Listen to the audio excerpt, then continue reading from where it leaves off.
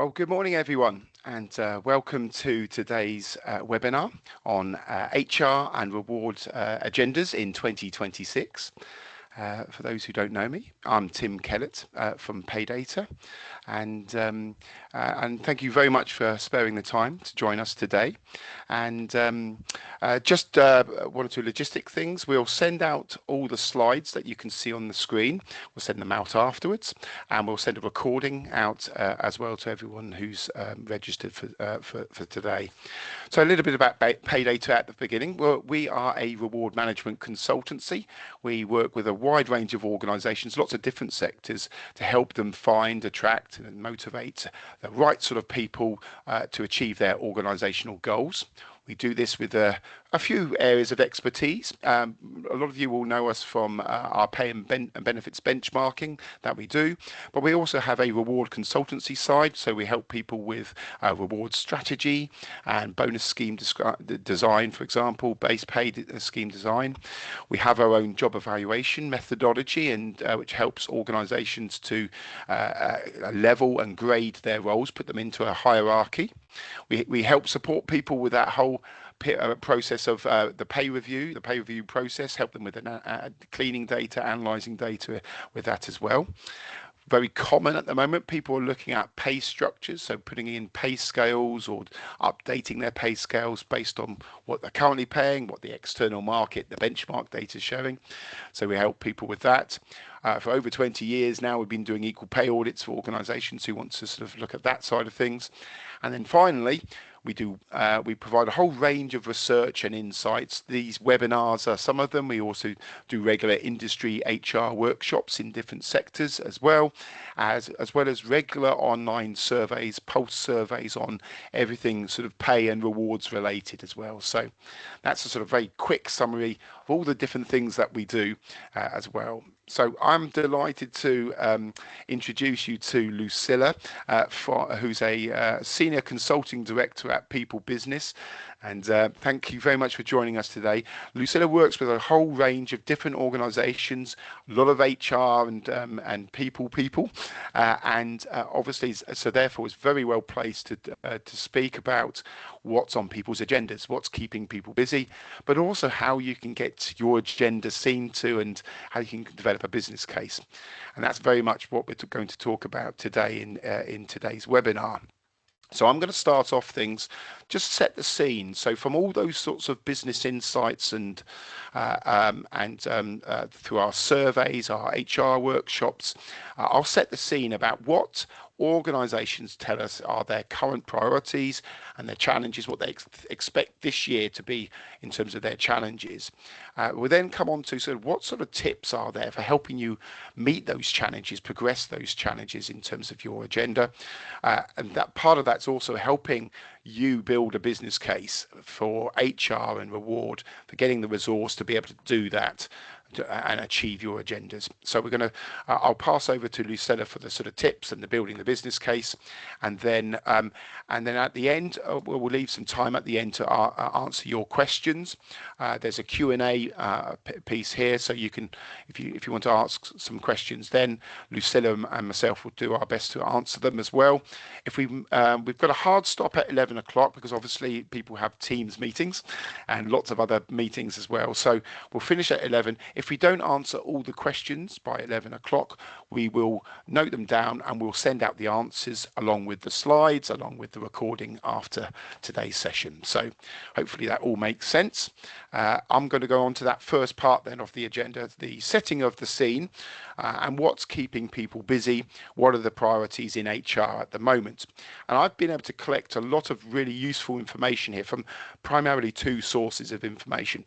First of all, our regular UK reward survey that we run twice a year, and we ran it over the autumn period, had over 200 organisations complete it, and that gives us gives me a lot of statistics, a lot of quantitative information around challenges and priorities.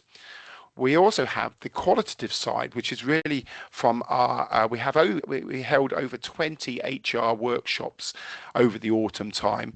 Over 275 organisations joined those workshops and talked about what was keeping them busy, what challenges they were facing.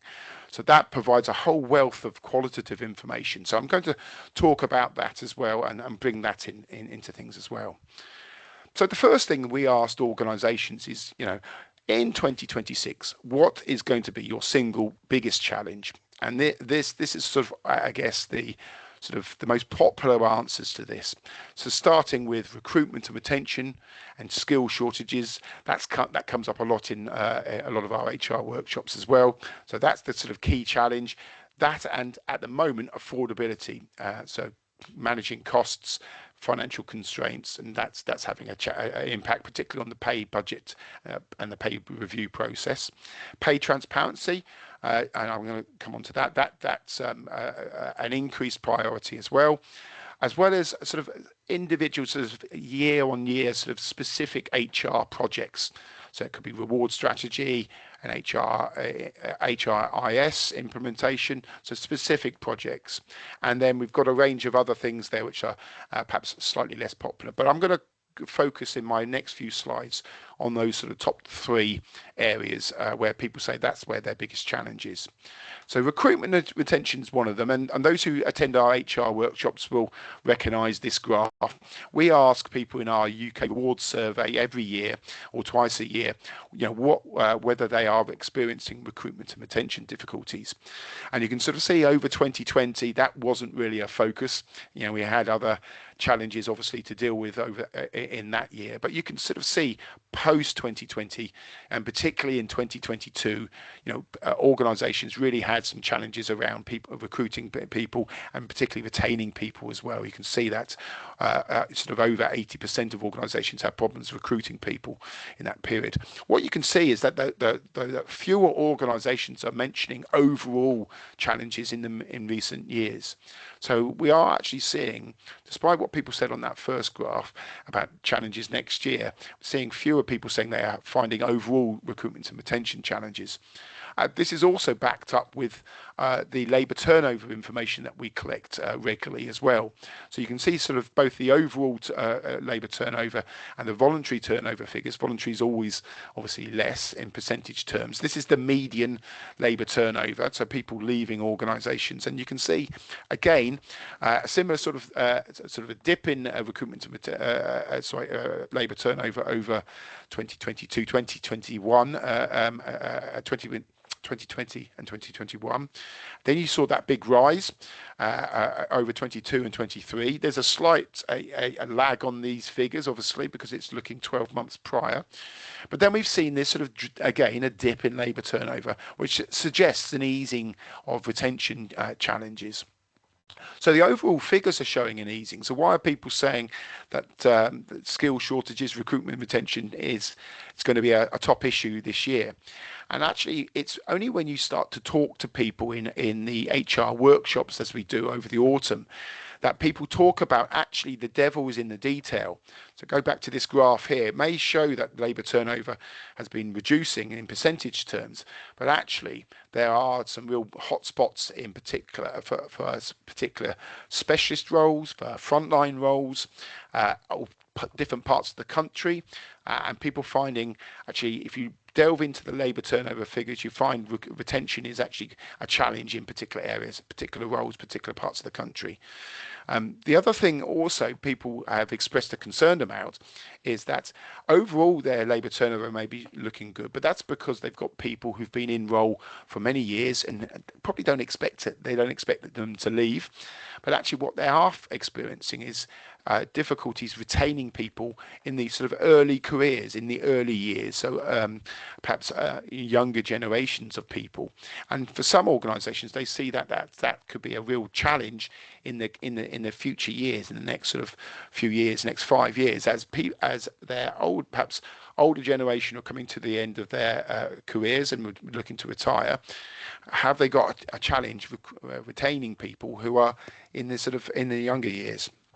The other thing actually people mention is not just losing people and finding it difficult to recruit people to their competitors in their sector, but actually losing people to adjacent sectors, to other sectors.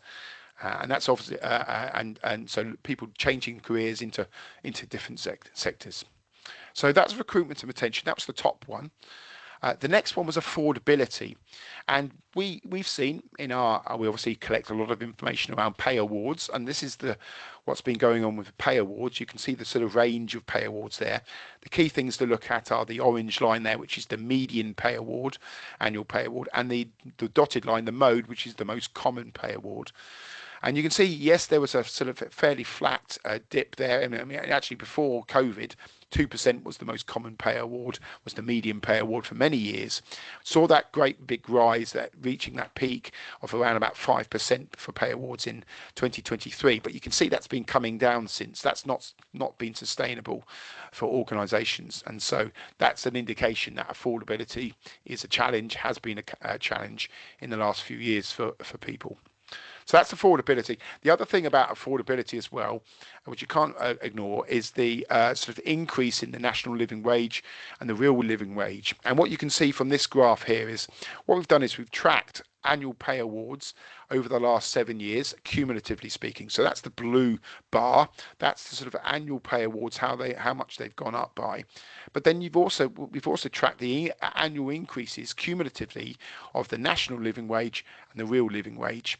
And what you can see in that 7-year period, just taking that 7-year period, is that actually the national living wage increases have been 26% higher than annual pay awards. And for some organisations where they've got a lot of employees, a lot of roles at that most junior level, that creates a real challenge around pay compression, because those most junior roles are going up at a higher rate than other roles.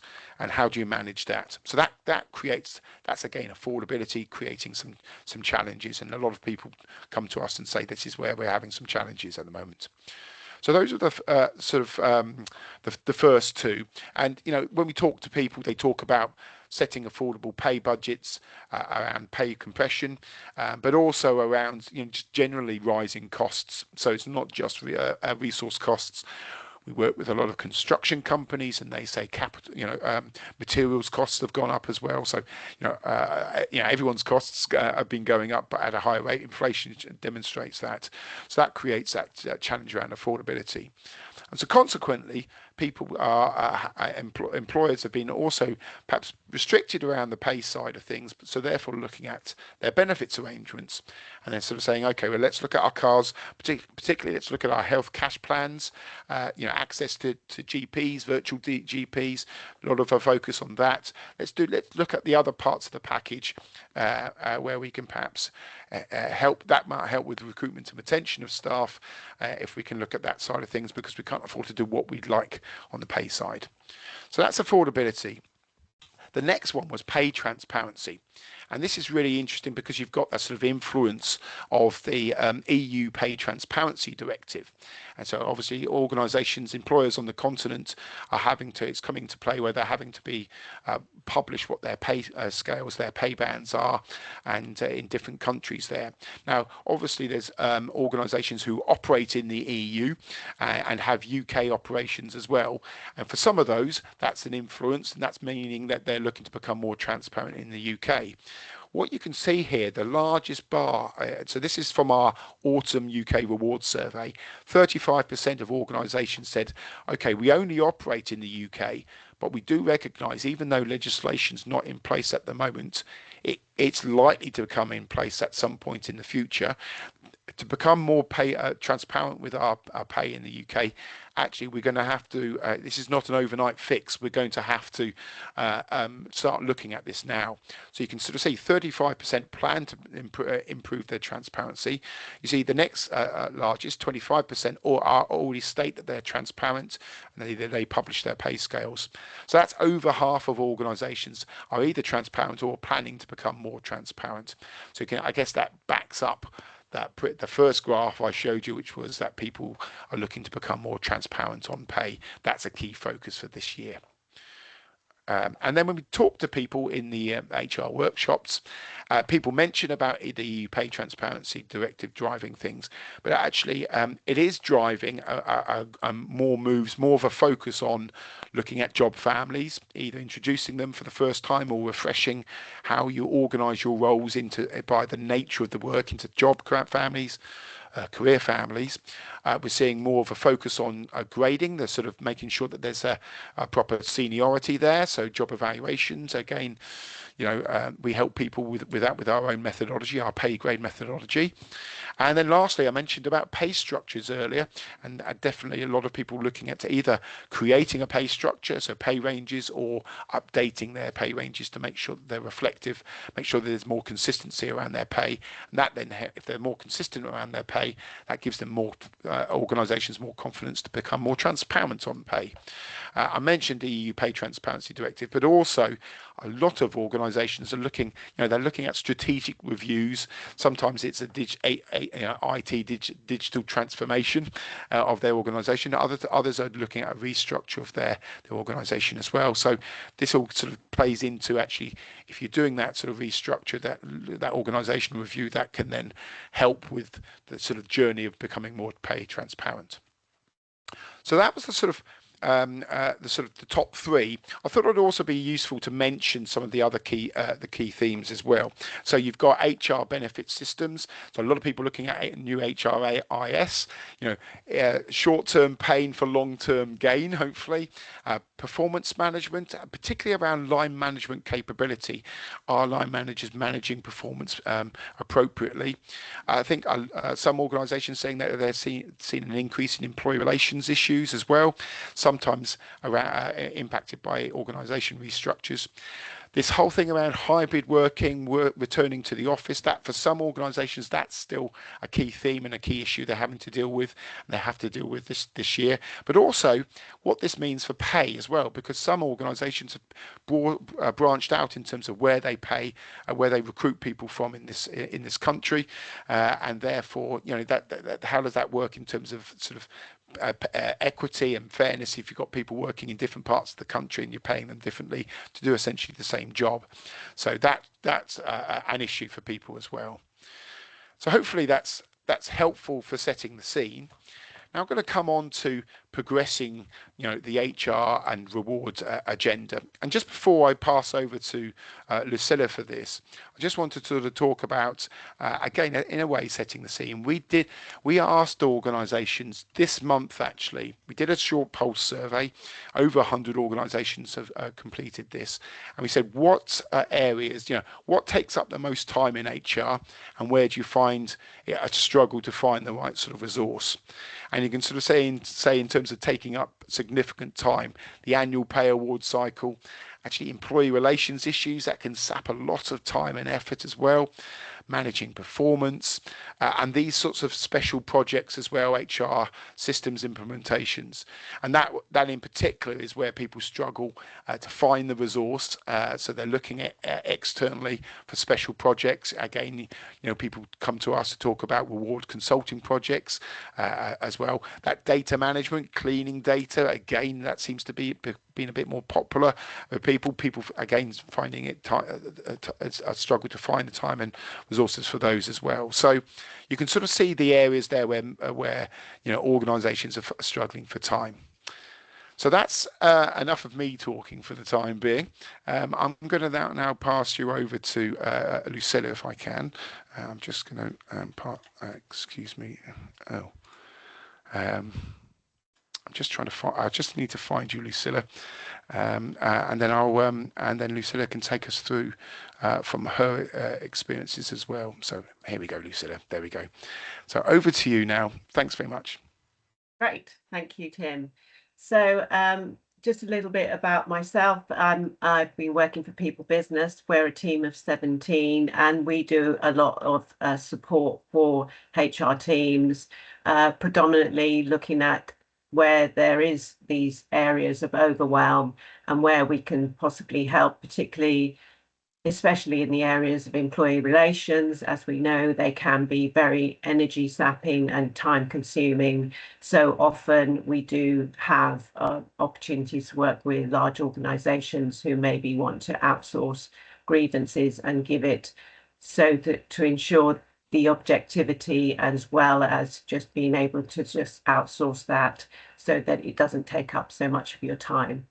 So we're going to go through the pulse survey that obviously Paydata ran to, oh, sorry, just Have you got technical.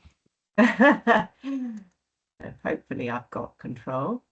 To just use that as the prompt for areas for you to consider. And you're all obviously established HR professionals, so I'm sure a lot of what I'm about to say will be what you're already considering. Let me just hopefully I can. I'll try and give you some control again. Have a go there.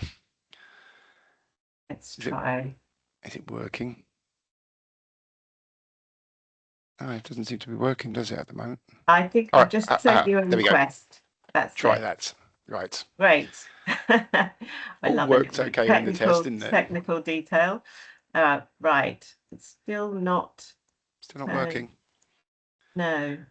We might have to do, I think we might have to do the next slide, please. Unfortunately, yes. I'm very sorry. Yes, that's okay, Tim.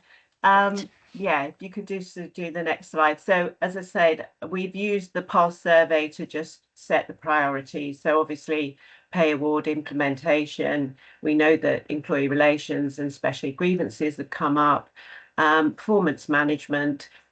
We also talked about special projects, and particularly we've focused on implementing HRS. And then we talk a little bit about, we'll be talking a little bit about pay transparency and job architecture and overcoming recruitment and retention hotspots. But importantly, how you can build a business case for getting that additional support when it becomes too much. Next slide, please, Tim. So in terms of managing pay budgets, so Tim's already talked about affordability and obviously the pressure to potentially with EU transparency, because some of your companies are obviously European or global, and there is a pressure to publish pay transparency. And clearly where there is quite a lot of economic uncertainty at the moment, and also high inflation, obviously the pressures on national living wage, etc., and real living wage, it becomes increasingly difficult to manage pay budgets. So we have just thought that sometimes in an attempt to ensure fairness and motivation, maybe you would need to be a bit more targeted rather than universal. So it's looking really at the critical roles. I know that Tim mentioned about earlier about younger people leaving, but also more importantly, which are the critical roles, which are the ones that maybe you need to be a bit more targeted with your pay awards, and also differentiating pay progression from performance. So it's understanding that it may not be affordable to give an entire pay increase across the board, but actually tying it into performance and KPIs.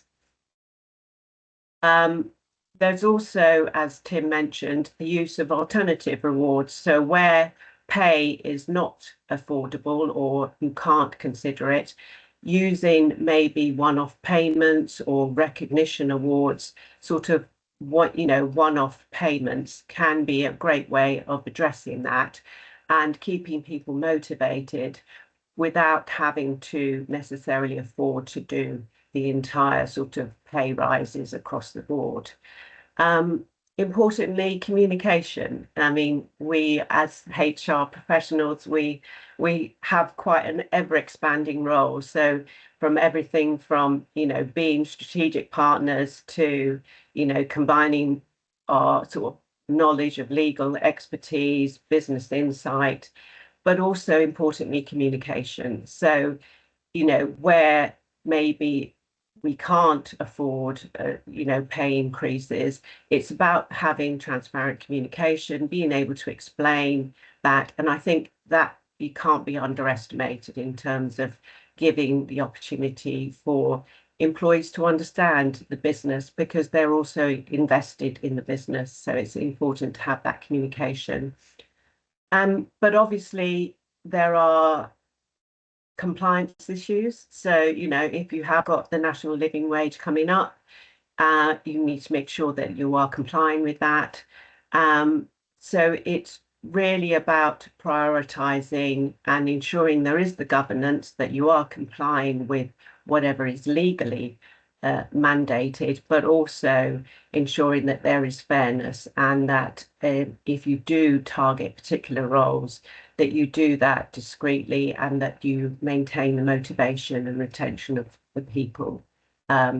So obviously, where we'll talk about retention and turnover, it's good to see that, as Tim said, turnover has dropped a little bit, so it's less of a retention pressures. But it's fair to say that younger people are inherently more mobile, so they do move a lot more. So it's making sure that you can retain your talent. In terms of the next slide, Tim. So employee relations, I think I've already touched on it, but we do quite a lot of grievances for companies where it's often a combination of either it's taking up too much time. Occasionally, the HR person that's been managing it has been compromised, and so they need to outsource it. Or quite frequently, even the employees now are asking for it to be outsourced because they are concerned that the objectivity has not been retained in the organisation. Again, I'm sure I'm saying all that you know, but it's all about trying to act early and proportionally. So trying to get there before it becomes a formal grievance.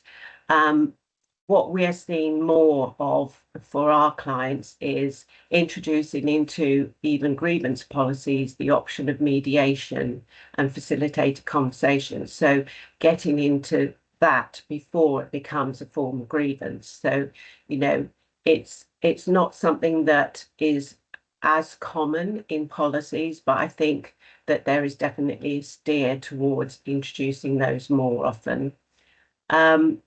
Also, it's all about consistency, making sure that we're clearly following policies and procedures, and making sure that we are not making assumptions and are very much based on being objective and evidence-based, which again, I know HR professionals are a good custodian of that, but it's just, again, important about making clear everyone can, employees can access ACAS website. They know the processes, they know the procedures. And sometimes, there's an expectation that we need to make sure that we're also communicating those clearly and maintaining confidentiality. Importantly, often grievances escalate because the line managers have not managed the issue and have not intervened early enough. And so it is important, and unfortunately is still beholden onto HR to train and support line managers. They are often the first point of contact for EI issues. I've already touched on informal resolution, but also it's about balancing fairness with efficiency. So we already recognise that they do take up a lot of time. So it's important to be quite focused, and we'll come on to some of the admin that may be alleviated through a little bit of AI, but also trying to avoid unnecessary meetings, keeping it focused, making sure you almost have a sort of outline of what you're going to investigate, what are the key priorities, so that it remains focused and you don't get sucked into a lot of unnecessary meetings. And we also know from our own clients that, any grievance can have an impact broader to not only the people that the complainant is complaining about, but also to any other teams that may be called in as witnesses. So it can be incredibly stressful. So it's about considering whether there could be any reasonable adjustments, or just making sure that you can signpost people that have been involved in a grievance to any wellbeing support or EAP, so that they feel that it's, because it can become quite a big distraction in the organisation as well. And then what we often do for our clients is, when we do carry out a grievance investigation, whether some of it is partially upheld or none of it's upheld, we always make sure that we include lessons learned. You know, what the root cause is, what needs to be improved, does there need to be additional training, do we need to look at what we can do to prevent the reoccurrence happening again. So again, it's all about trying to minimize the amount of time that you're spending on these and applying any sort of lessons learned across the organization. The next slide, I think it came up as number 3, and I'm going to make an assumption that I think performance management is, again, possibly root cause, could be down to line manager capability. But I think that as a trend, because of the economic environment that we're in, the organization that we're in at the moment, in terms of volatility and unpredictability, you know, we are all being immersed on the fact that everything is changing constantly. So the sort of traditional appraisal, as it used to be, sort of once a year, is probably evolving a bit more now to be more of a continuous, sort of more data-enabled system, because you know, it's too static. It doesn't quite work, you know, in an organization where things are changing. Maybe organizations are also considering mergers and acquisitions. Objectives that are set a year ago are not necessarily relevant for now. So it's more about moving to shifting from, say, annual appraisals to ongoing conversations, one-to-ones.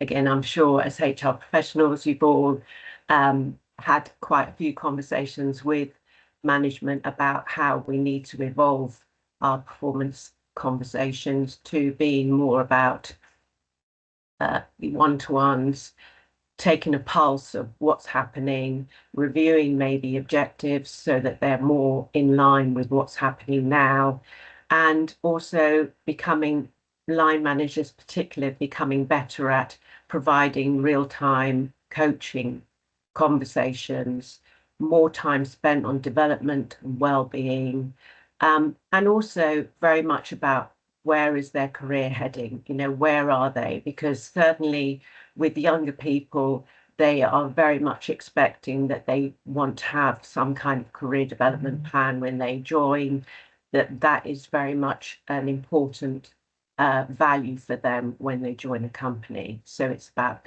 maybe getting them to articulate that.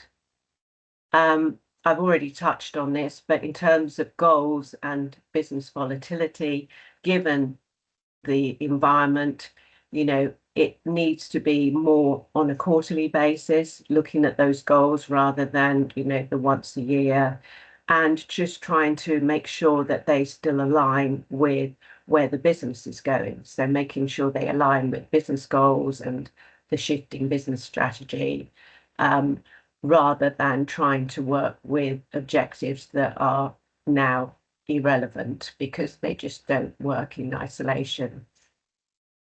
And increasingly, we have a lot of data. So again, HR professionals need to also have a good grip on data and understanding what the data is saying, and also looking at analytics and, you know, where are the hotspots?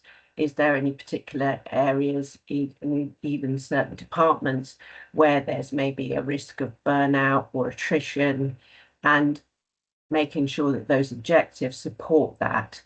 And at the same time, we also need to ensure that there's no bias. You know, we are all human and we can potentially make assumptions. So it's ensuring that if you do still have an appraisal system that has ratings, that people really understand what those ratings mean and where they work. We did a workshop recently for a client of ours where, you know, the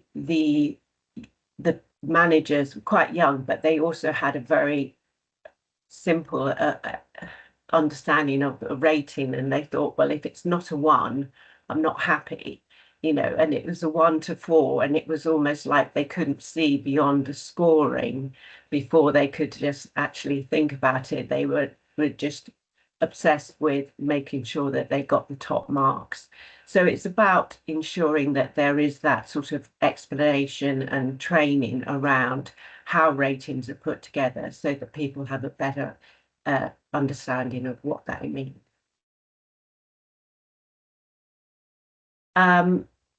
As I mentioned, in terms of skills, career, and employee-centric design, as I mentioned, I think employees are definitely more invested in their personal growth and how they are going to grow and develop in an organization.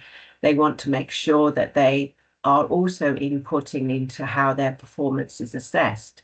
So we have done quite a few workshops, which is about introducing a culture of feedback. So, and that was quite startling for some because they were like, no, I would never ask my manager, I would never feed back to my manager in appraisal. It's all one way. Well, actually, that's changing. Now it's all about continuous feedback and performing and feeding back. And also the employee having an input into how their performance is assessed and, being up for that challenge.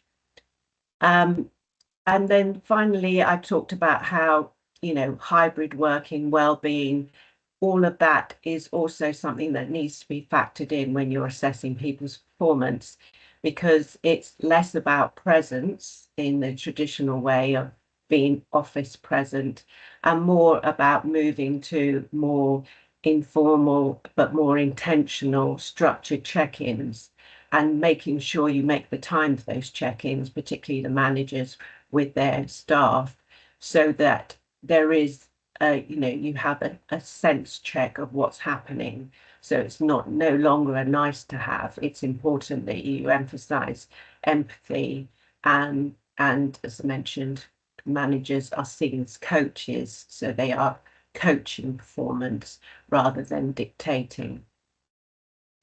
So in a nutshell, it requires us to look at it in terms of both the changing systems, so from the one-off appraisals to also just a changing culture. So, embedding in this idea about more regular one-to-one conversations, more opportunities for monitoring and measuring and looking at objectives and seeing are they actually real now? Are they relevant now? And updating them. And also ensuring that managers have those coaching conversations, but also feel confident about having those and are able to track performance properly. So one of the special projects that you all said took up a lot of time is HIRS. Now, I'm sure that most of you are either done an implementation quite recently, so and I'm sure or about to embark on one. And these are just key considerations, which I'm sure you've all considered, but maybe have more to add as well. But I think it's important to consider about what is the purpose and scope of that integration, what will it link into? So will it integrate with a payroll system, or will you consider keeping it separate? So, the pros and cons of both. It's about also the user experience. Your employees will be the first ones to say, oh, I found it really difficult to navigate, or I didn't think it was very usable. More often than not, younger employees also wanting to have mobile access, so having something on a mobile so that they can add to it or, input into it. And also it's about the outputs from a system. So, can you get manager dashboards and understand what the workflow is happening? What kind of data insights can you get from those reports? The obvious ones are from a HR perspective, headcount, turnover, what if there is something captured around diversity as well, so that you can also, as bigger organizations, report on that for any sort of, reporting on gender diversity. And then it's also about other existing systems, so other existing HR systems. So, whether you've got a learning management system, do you want that to integrate? Whether you have a finance system, but also maybe, an applicant tracking system, and also benefits. So, are your benefits provided by a broker or by another provider, and how will you integrate those, or will you have them as a separate? And then it's about scalability. So given talk about, organizational instability, but also we see more often now mergers and acquisitions happening. So if there is scalability, you need to consider that when you're looking at the system. Can it grow with you? Obviously, importantly, it's about then migrating the data, but fundamentally ensuring that there is training to ensure success. So making sure that everyone is appraised with the new system. And then looking at beyond the license fees, how long will it take to actually integrate the system? Training, implementation, how much of HR and IT time, which already is considerable, because in the Pulse survey, it's just under 20%, but, factoring all of that in before you launch into a new system. I'm sure there's probably many other considerations, but we thought that these would be a good list to start with. AI, can't go without talking about AI, and obviously, I'm sure it's happening in all your organizations at the moment, and it's all about choosing AI to boost efficiency, and also just looking at how AI can help with some automation in terms of CV screening, doing some analysis for you, crunching the data so that you can produce, recommendations around even pay awards, going back to Tim's original sort of prequel. Just talking about, also more personalized training recommendations. So we're seeing definitely that it's more about bite-sized learning, and it's about producing it over teams, particularly if you're a sort of an international organization, you've got to produce something that is accessible to everybody. It doesn't necessarily mean back to the old school of, being in a workshop and being present, but more about presenting virtually. And this is just a couple of cases of where it's worked and why. So in terms of Hitachi, they felt that they did save 70% time on HR activities by using a tool to help and identify with their employees what were the friction points and how could they build a system around those pain points. Domino's, believe it or not, has also used it for their onboarding. So they've used it in terms of, gamification and modular frameworks to help with onboarding new employees. So, again, onboarding can be quite time consuming, and especially from HR. So it's another way of looking at how AI can replicate that. It doesn't mean it completely substitutes the human intervention, but I think it can enhance it. And Nike and Red Bull have used wearables for employee well-being. Now, I guess the judgment's still out on whether wearables can give everything in terms of well-being, but I think it's just another example of where AI can help. But fundamentally, obviously, as I've mentioned, humans still need to stay central to anything you do with AI. So this is quite a lengthy slide, so, and you will be getting copies of the slides. But if you are to consider how AI can help you as a team, then it's just about setting up a committee and looking at what are the processes that could be taken over by AI and to help you with that whole time management. This is not the holy grail, but it's just an indication of how you could potentially help, because as we know, HR's roles are ever expanding, and it's now important about how we can become more time efficient given the nature of our expanding role. And then, as I say, it's looking at which processes can be automated, looking at what vendors are out there, and then doing a test group. It's a classic. You have to do a test to really just see how much of it resonates, how much of it works, and then finally review and see if it does work. So in terms of the next slide, we also do some pulse surveys. And from our client base, we know that a lot of their time is spent on administration. We're talking over 20%, a lot on recruitment activities.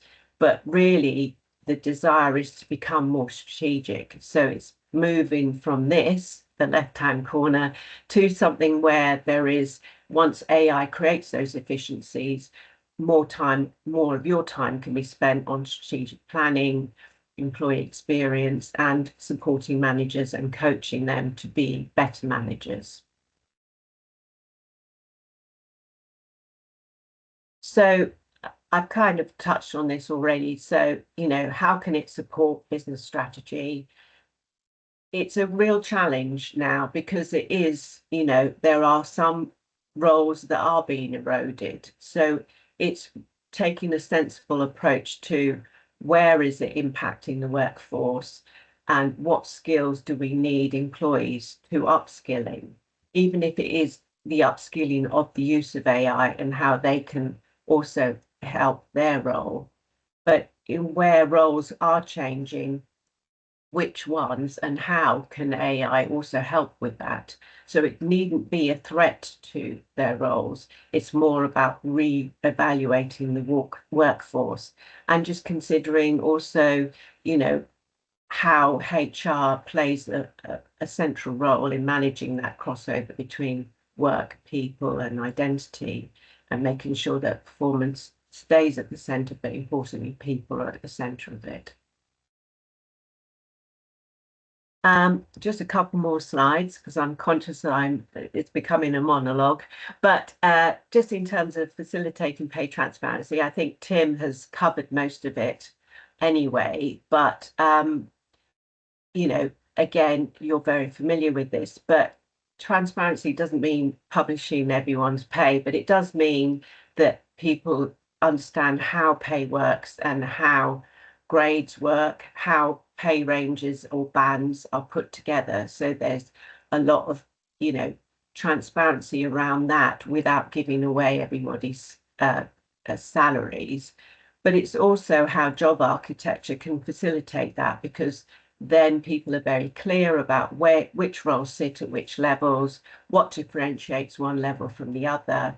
And that means that the decisions are done objectively and consistently.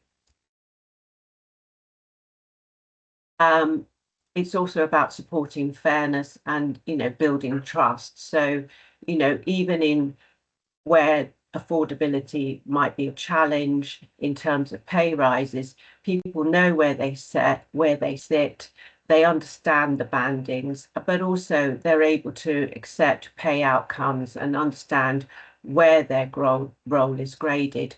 But as I mentioned before, it's important that they also understand how it can develop. So it's about also providing clear progression pathways, knowing what's required to move to the next level, because that can be an important retention tool as well. And it's also looking at, how you can look at not just vertical, but lateral moves, and understanding skills and capabilities of those people to ensure that you are continuing to retain them. Because it's great that, as Tim said, retention has slightly dropped. So we are keeping people, but we need to make sure that we're not keeping the wrong people and that people are job hugging and maybe are slightly need some more skills development. And ensuring that, we limit inconsistent manager decisions. And the beauty of a job architectural job framework is that, it's all there in black and white. So it's very important that we can control that and ensure that candidates are increasingly expecting openness about pay. It's an important, I'm sure you've seen the ad where it was a young guy being interviewed, and he's the one that starts to dictate the payment terms of how he's going to join the job. Next slide, please, Tim. So again, I'm sure you're all familiar with this, but in terms of the recruitment and retention hotspots, look at again your data, where are you, have you got the biggest vacancies? How long does it take you to hire these people? And how often do you have decline rates? So, there is a much more I would say more transient workforce. The younger workforce are much more transient. They're much more keen to sort of move around if you don't provide the right values. Values is very important to them. And it's important that that is all covered in your sort of EVP, that you make sure that it attracts the right talent. But also, and I'm sure you're all doing this as payment specialists, benchmarking against the local and the sector specific data. As Tim said, there are some people that are moving across sectors now as well, but it's important that, any pay is competitive, but also not underestimating how other benefits can also help to make up for maybe the pay in terms of, well-being, pensions. Even young people do appreciate a good and generous pension contribution, even if it's something that's completely out of their mindset now, I think they do appreciate the value of it as well. Look at the roles and the career pathways, but also, how much of us traditionally have maybe incurred a lot of admin, and maybe there is a bit of unnecessary admin in some of these roles. So it's looking at the role in its entirety, but also how it sustains and goes forward. And particularly, again, with the advent of AI, how some of the administrative roles can be taken over by AI and made simpler.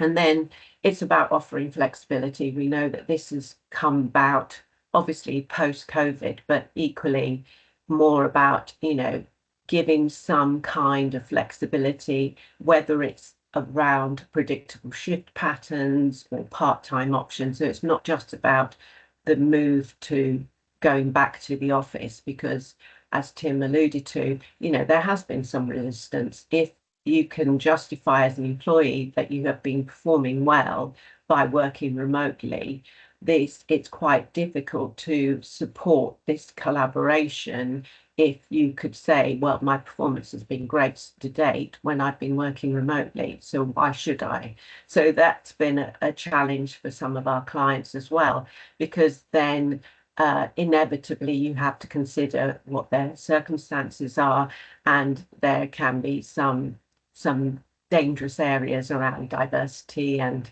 making sure that you are being inclusive in compelling everyone to come back to the office. Onboarding is important. I talked about AI onboarding, but I think generally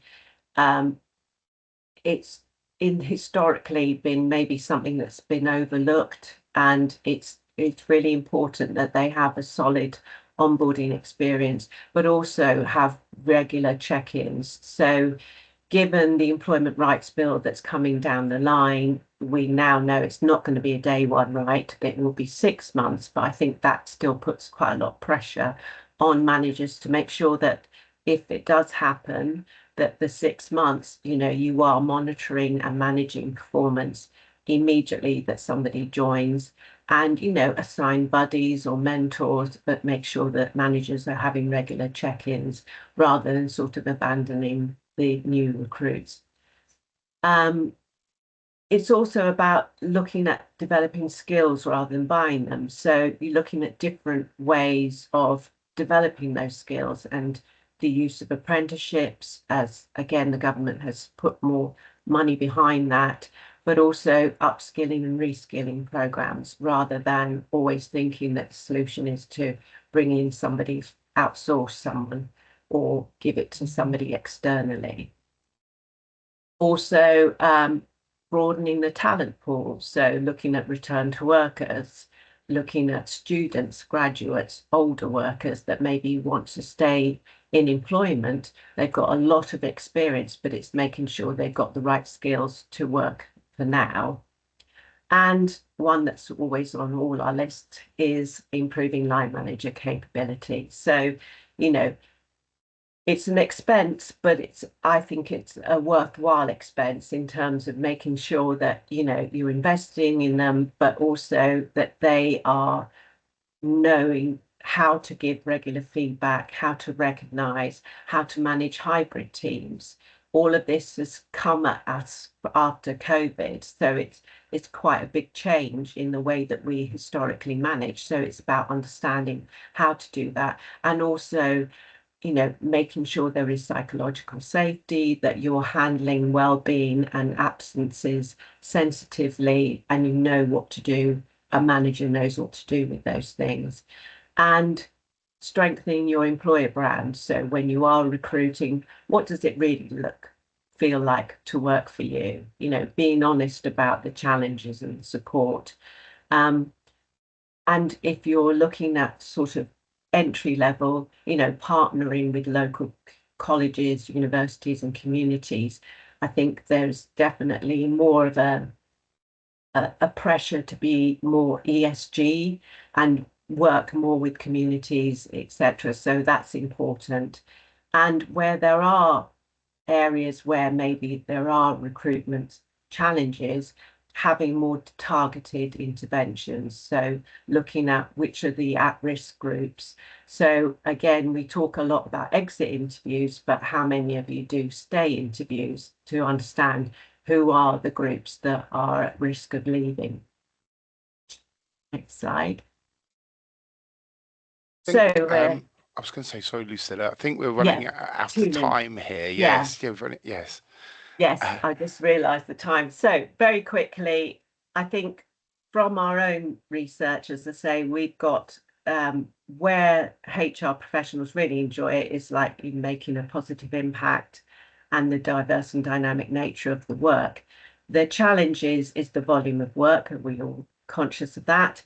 Handling complex ER cases, and generally a perception of HR, we're often seen as the sometimes quite negatively as the hatchet, I hate to say it, but so the biggest barrier is limited budget. So we think beyond upskilling line managers and preparing for obviously employment rights bill, there will be more labour market challenges and more, there is not the traditional workforce. We've got gig, contingent, gig, hybrid workforces. So it's all about considering all the different options in workforce, making sure that people aren't job hugging, and making sure that, employees are now seeking supplementary jobs to fund their jobs because they are struggling financially.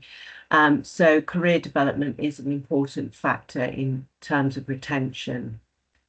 So final slide, I'm hoping, will just be about, if you are trying to put a case for additional HR and as a plugin, whether it's to deal with agreements or it's just to help with a special project like a HR system, just look at your current stats, where are the delays happening? How can you, if you're still spent so much time on ER cases, then, how can you turn that around and align it with what are the organizational goals and present the proposed solution, i.e., you want to hire either HR perm staff or maybe somebody just on a part-time basis to just help just get a project out of the way, and then quantify what those costs are versus those benefits.